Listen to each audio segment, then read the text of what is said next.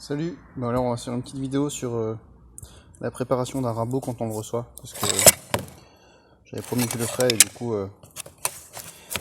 ça a pris pas mal de temps avec mon petit souci. Donc là c'est un rabot, tu vois, avec une semelle qui est nervurée, donc ça va être un peu plus simple à faire, mais je te montre quand même tout ce qu'il faut faire. Donc là je l'ai démonté entièrement, on a tout ce qu'il faut là, fer, contrefer, la grenouille là, et ici, j'ai oublié le nom de ça. Ça doit avoir un nom. Donc je vais tout faire ça avec ma pierre qui me sert toujours un petit peu à tout. Donc c'est une 220 en granulométrie ici et 800 là. Donc du coup ce qu'on va faire c'est que on va se mettre la pierre ici et on va passer le rabot directement dessus comme ça, paf paf paf. Tu peux aussi le faire si tu as un rabot avec une semelle qui n'est pas nervurée, le faire sur une bande de papier à poncer. Tu commences avec du 80, après tu passes à 120, 180 et tu devrais arriver au même résultat un peu plus.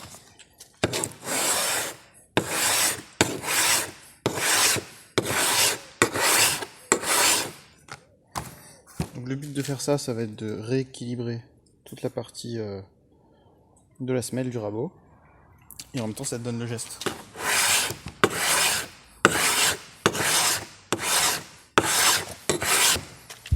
Donc ça c'est la première chose qu'on a faite quand j'étais en apprentissage. Ça a été de s'occuper de ces outils. On va le faire vite fait à 45 degrés.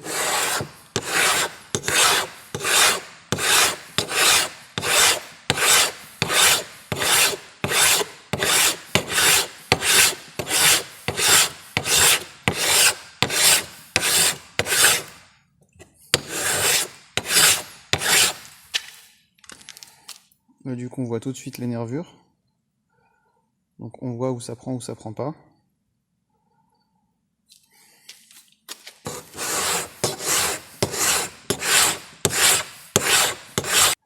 Donc grossièrement on voit que ça prend à peu près partout.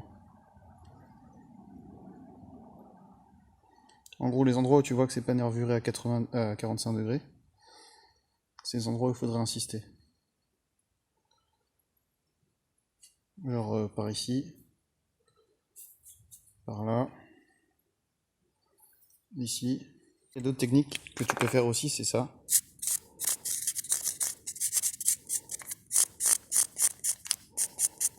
C'est du marqueur.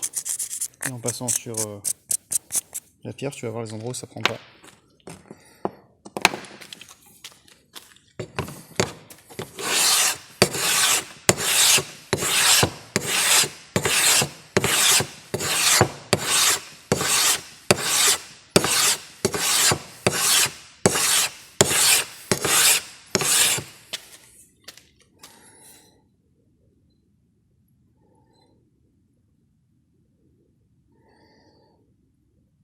Bon bah là ça a l'air à peu près propre, il y a juste ici tu vois, on voit encore les traits de marqueur.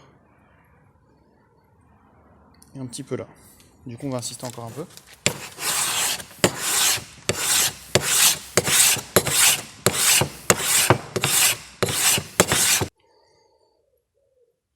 Voilà. On a passé le point critique. On va mettre un petit peu d'eau.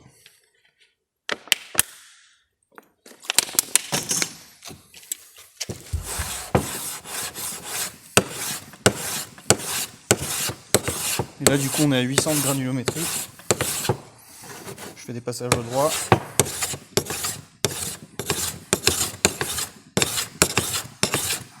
À 45 degrés pour rayer ma surface partout.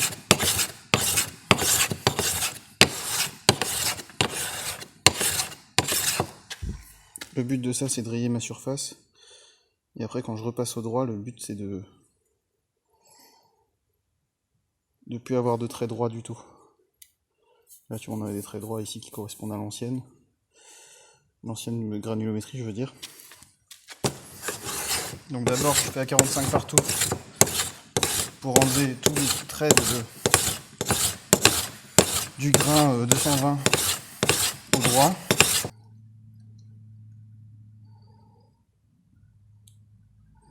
Tout ici, j'ai plus aucun trait droit. Juste là. Et sur l'avant.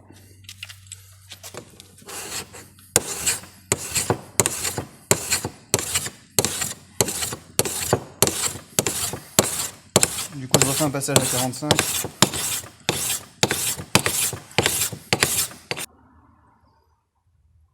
On voit quand même qu'il y a une petite zone d'ombre ici, tu vois. Au niveau du reflet de la lumière.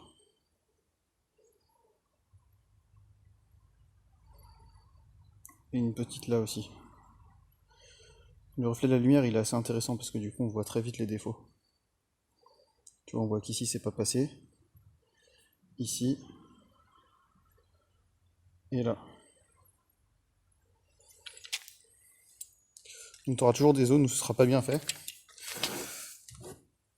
Le principal de ça, c'est que ta semelle, elle glisse mieux par la suite. Là, je vais être au grain 800, ce sera déjà très bien.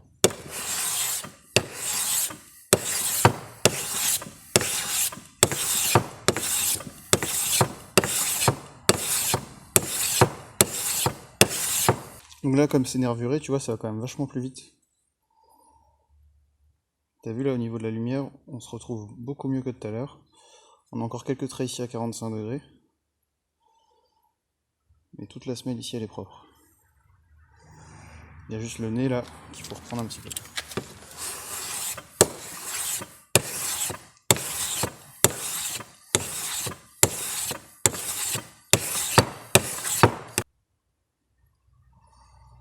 Là.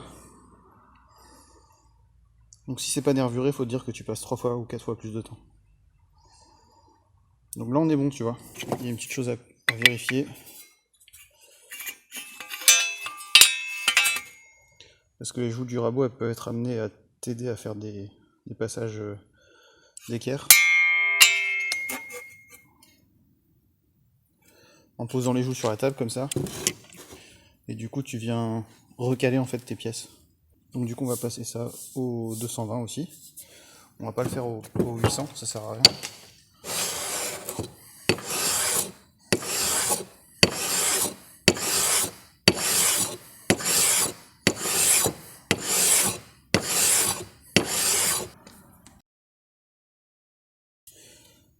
On va chercher la lime. On fait les 4 arêtes, enfin les 2 arêtes là, l'arrondi là. Ici, cette forme là, je sais pas comment ça s'appelle, et les 4 points. Bon alors voilà le petit tire-point. Tu vois, il est très fin au niveau de la denture. C'est parfait, c'est exactement ce qu'il me faut. On va se mettre à peu près à 45 degrés. Tu fais 2 passages, ça suffit largement.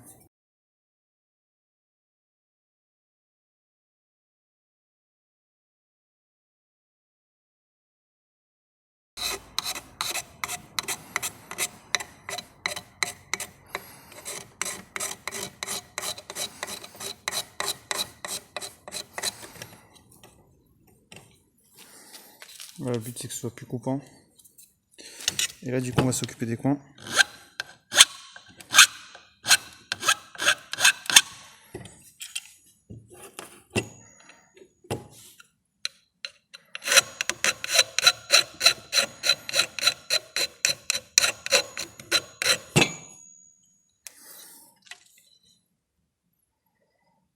Tu vois, ça c'est après.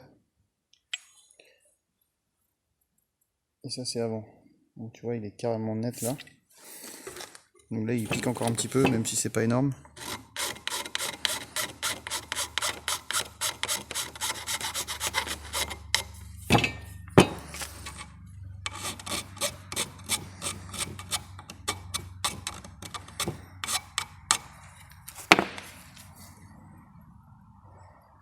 Voilà. Donc là tu vois on est bon. La semelle est lisse, les joues sont lisses, propres. Donc là on va pouvoir s'occuper du reste. Bien évidemment ça après il faut le passer à l'huile. C'est important, sinon on va rouiller ton rabot. Donc ici on a le fer qui lui est bien gras. Du coup on va le passer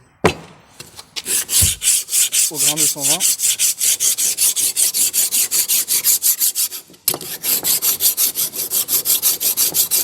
Donc là il est tout neuf, donc tu vois, je fais la planche aussi pour rectifier les défauts.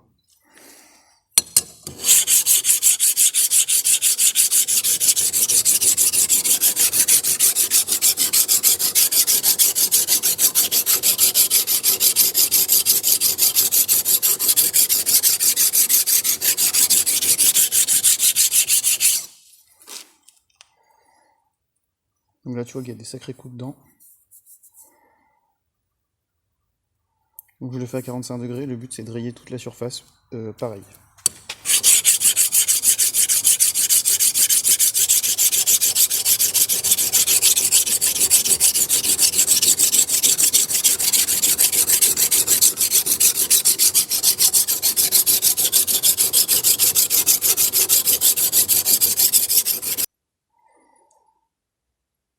Donc là il faut carrément enlever toutes les traces d'usinage là de surfaçage de la machine parce que c'est du gros grain et du coup tu vas jamais avoir un fer qui coupe bien si tu laisses trop les traces d'usinage. Donc on va faire la planche et le biseau. Le biseau c'est rapide parce qu'il n'y a pas beaucoup en surface. Là c'est toujours un peu plus long.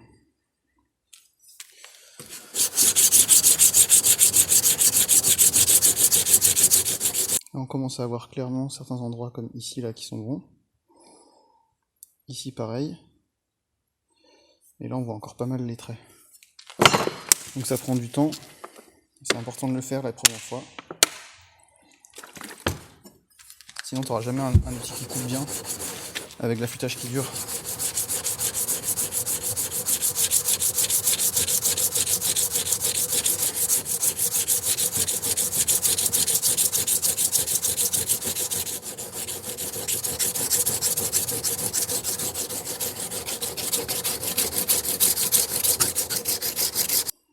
Donc là tu vois j'ai quasiment tous mes traits qui sont comme ça.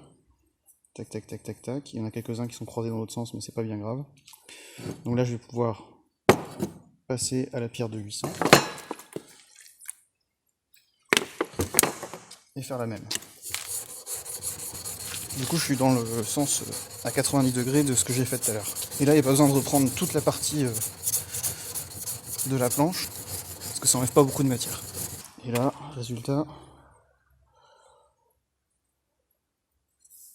faut faire gaffe de pas trop appuyer parce que si tu appuies genre là et là, et ben ça va toujours avoir tendance à bouffer plus là et là, donc tu n'auras pas une surface droite.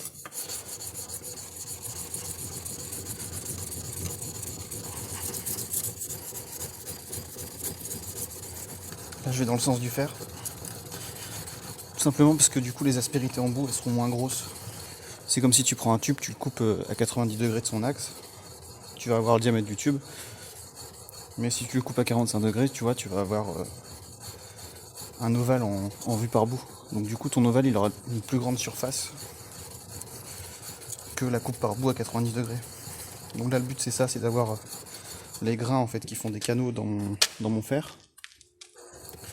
Donc les canaux, il faut qu'ils soient le plus petit possible. C'est ce qui va déterminer ton tranchant de lame en fait. Moi ce qui m'intéresse c'est d'avoir le bout ici qui soit propre.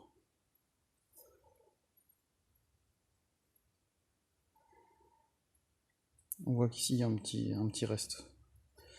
Même si sur 6 mm c'est bon, il n'y a plus de traits. Du coup je vais quand même le repasser un peu.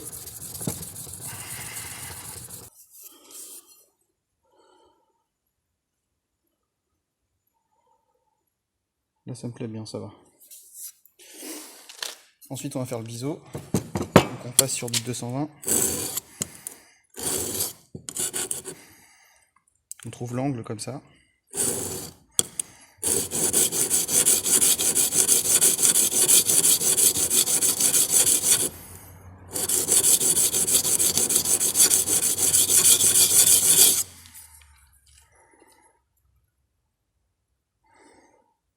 Bon, sur le biseau on voit tout de suite que ça bouffe les coins, mais pas au milieu.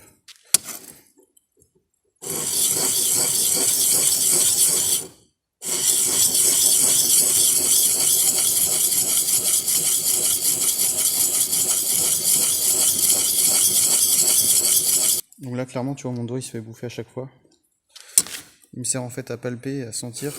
Quand mon doigt frotte ça veut dire que je suis trop incliné comme ça. Quand je le sens juste que mon doigt frôle la pierre. suis au bon angle, et si mon doigt touche plus, c'est que j'ai plus l'angle. Donc au début, faut pas trop en faire parce que sinon tu vas sentir ta peau se barrer. Donc tu vois, là on est pas mal sur du 220. On passe au grain 800. Hop.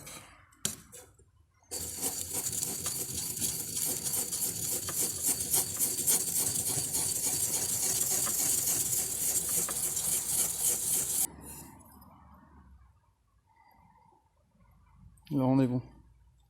Bon, là tu vois, j'ai 2 mm sur mon tranchant, ça me suffit largement. Du coup maintenant je vais tirer le fil. C'est-à-dire que je vais aller dans ce sens-là, paf, et dans ce sens-là.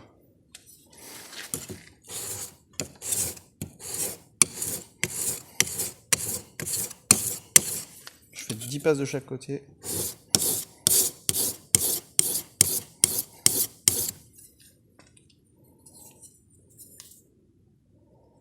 Je sais pas si tu vois le petit truc là.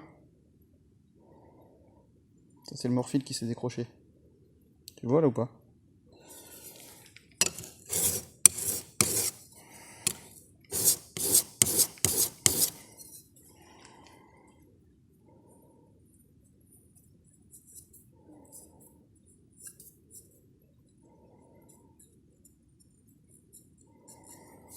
Donc là ça y est, ça coupe. En fait le contrefer il est légèrement arrondi. Et du coup les copeaux ils vont se coincer en dessous et ça c'est pas bon. Donc on se met sur le 80. On va se dire que ça va être comme ça que ça va plaquer. Donc du coup on va se reculer sur la pierre. Et on vient faire un bisou en fait.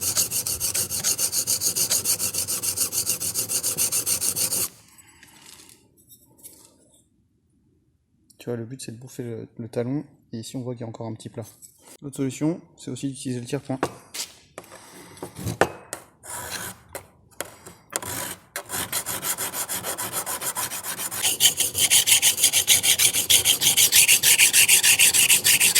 Bon bah il y a clairement vraiment beaucoup à reprendre, tu vois.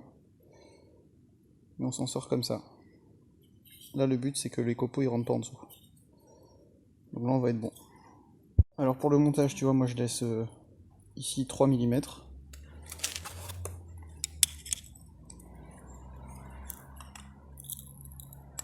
Bien serré, paf. Donc bien évidemment le biseau sur les rabots normaux et pas à angle faible, le biseau est vers le bas. Ça donne plus de force. Et moins de rebond on va dire.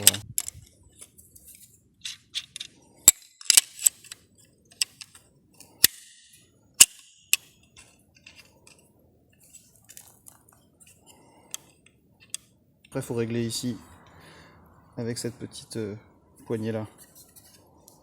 Toujours en desserrant. Donc ça se fait en touchant ici ou en regardant. En regardant, tu vois que je suis allé travers.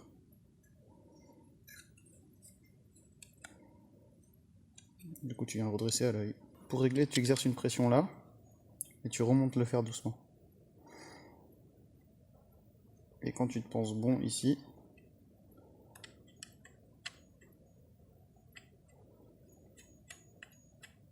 tu viens retourner la molette pour reprendre le jeu. Et là, tu serres.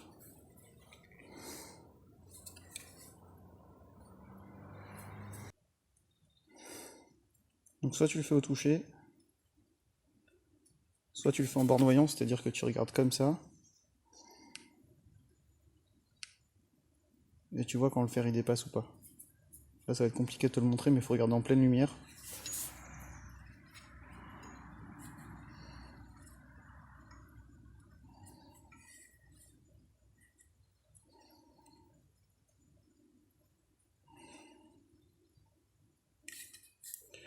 Hop, on va pouvoir tester du coup. C'est réglé un peu fort. Donc pour régler à la molette, tu viens toujours rentrer le fer. Et une fois que c'est rentré, tu viens rattraper le jeu pour bloquer le fer, sinon il va toujours reculer quand tu vas raboter.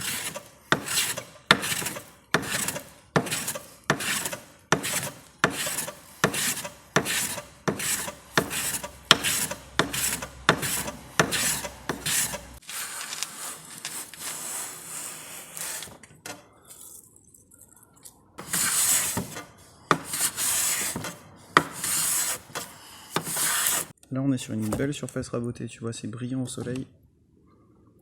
C'est-à-dire que ton bois il est bien imperméable, c'est chouette. Donc voilà, le rabot. Tout beau tout propre, il me restera plus qu'à l'huiler. Avec de l'huile végétale, peu importe.